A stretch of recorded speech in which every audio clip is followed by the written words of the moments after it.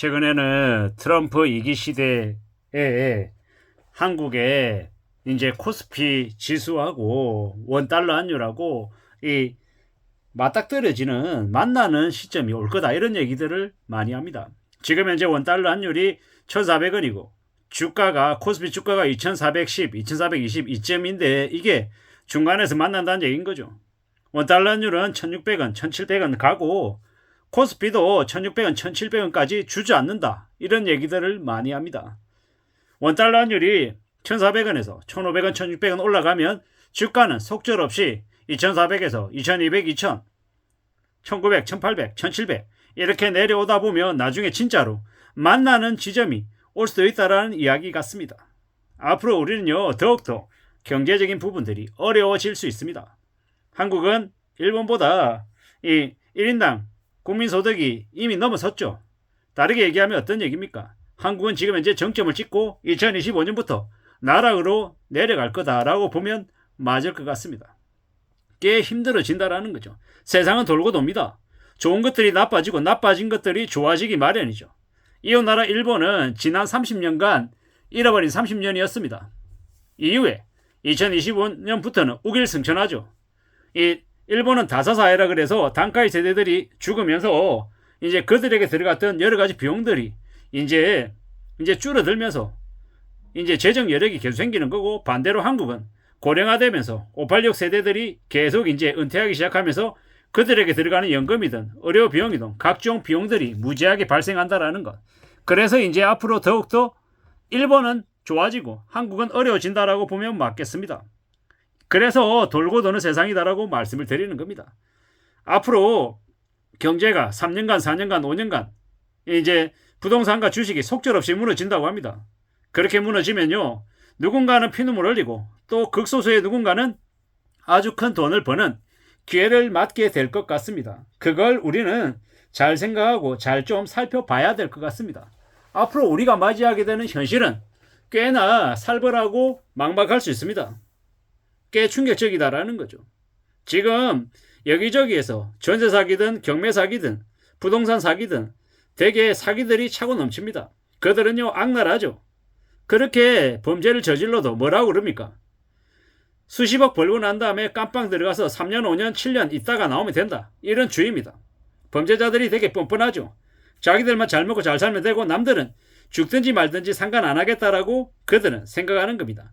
감당 못할 최악의 경기 침체가 2025년부터 시작되는데 아니라고 얘기한 놈들이 여전히 있습니다. 지금은요, 직장이 사라지고 고이 부도 내고 놔버리고 생 난리가 난다라는 겁니다. 참 개막장인 이 대한민국, 자기들 헤쳐먹을 돈은 있고 서민들 줄 돈은 없다라고 얘기하는 그들이 이끌어가는 이놈의 나라가 보통 사람들의 삶을 얼마나 추락시킬지 우리는 정신 바짝 차리고 지내야 된다라는 겁니다. 되게 아이러니한 게, 가해자는 뻔뻔하게 얼굴 들이밀고 살고 피해자들은 숨죽이고 살아야 되는 참 어처구니 없는 시대가 지금의 시대다라는 겁니다. 우리는요, 정말로 이런 무지막지한 시대에 어떻게 살아야 되겠습니까? 현실을 개선하기 위해서 내 자리를 잘 지키고, 자리가 언제든지 또 날아갈 수 있기 때문에 또 미래를 위한 대비 대응도 스스로 계속하고 나의 이름으로 살아갈 각오를 해야 될 것 같습니다. 앞으로는요, 내가 삼성전자에서 일을 했었다, 현대에서 혹은 롯데에서 내가 임원이었다, 상무였다, 전무였다, 부사장이었다, 이런 얘기보다 내 이름으로 내가 어떻게 살아갈지를 강구하고 도전하는 게 훨씬 더 필요하겠다라는 말씀을 드립니다. 앞으로 우리는 더욱더 힘겨워집니다. 100세 시대, 120세 시대에 정년이 60이 아니라 65세, 그리고 나이 좀 더 지나면요, 정년 자체를 없애버릴 겁니다. 그러면 주된 직장에서 월급 많이 받으면서 오랫동안 일하게 이 회사들이 놔둘까? 아니죠. 정말로 계약직, 비정규직, 파견직 이런 일로 최저시급만 주고 오래 부려먹겠다라는 게 그네들의 바람입니다. 앞으로요, 더 힘들어지고 더 어려워지는 거죠.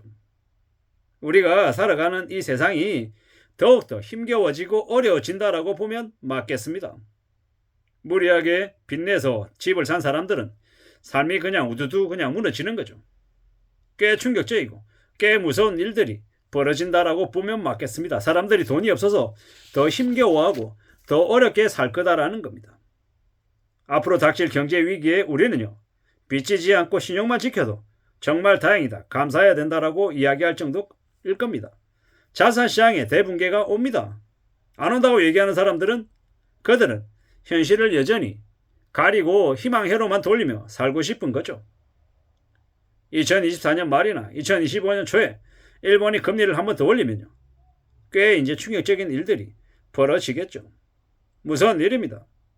우리는요, 자발적인 가난과 자발적인 절약을 추구하며 살아야 됩니다. 그래야 삶이 괜찮아질 수 있습니다.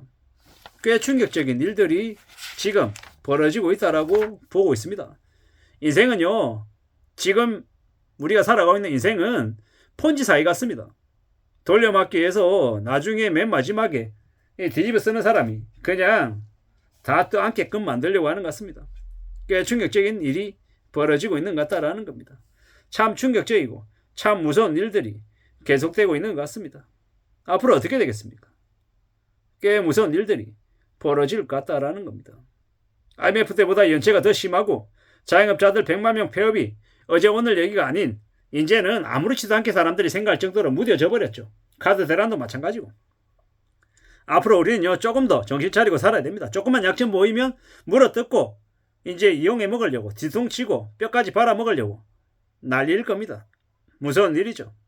꽤 놀라운 일들이 벌어질 것이다 라고 보면 맞을 것 같습니다. 우리는 항상 나중을 준비하고 대비 대응을 해야 될 것 같습니다. 우리가 모두 지뢰밭에 있는 것과 같습니다. 거짓과 사기가 난무하고 있고 조금이라도 쉽게 돈 벌 수 있다라고 이야기하며 사람들을 뒤통치려고 수작질을 하고 있습니다. 이런 불편한 현실을 빨리 깨우쳐야 됩니다. 고물가에 이자 내고 나면 생활비 없습니다. 주택담보대출 30년 40년 내면요, 원금 이자 내고 나면 사는 게 가능할까? 잘 생각해 볼 필요가 있습니다. 한국은행조차도 고점 대비 아파트 가격이 60% 70% 하락할 수 있다고 예상하고 있습니다. 그냥 2015년 가격으로 내려온다고 한국은행 총재가 얘기할 정도입니다. 믿기 어려운 얘기죠. 이런 상황에서 우리가 빚내서 뭔가를 하는 게 맞겠습니까? 절대로 그래서는 안 됩니다. 빚지지 않고 삶을 정말 잘 내다보고 대비 대응하는 게 필요하겠습니다. 꽤나 지금 어려운 시기입니다. 소비를 절제하고 어떻게든 저축하는 재미를 붙여야 됩니다. 돈을 쓰는 재미가 아니라 돈을 모으는 재미를 알아가야 그래야 삶이 지켜진다라는 겁니다. 함부로 남들 부자 만들어준다는 말에 넘어가지 마십시오. 다단계 강사가 그런 얘기를 합니다. 빚은 안 갚아도 된다라고 개소리하는 거죠. 그런 말하는 놈들을 절대로 가까이 해서는 안 됩니다. 세상은 돌고 돕니다. 좋았던 게 나빠지고 나빴던 것들이 다시 좋아지기 마련입니다. 우리가 2025년부터 한국이 장기 침체에 들어간다라는 걸 받아들이고 살아야 미래를 대응하며 우리의 삶을 지킬 수 있을 것 같습니다. 이상입니다.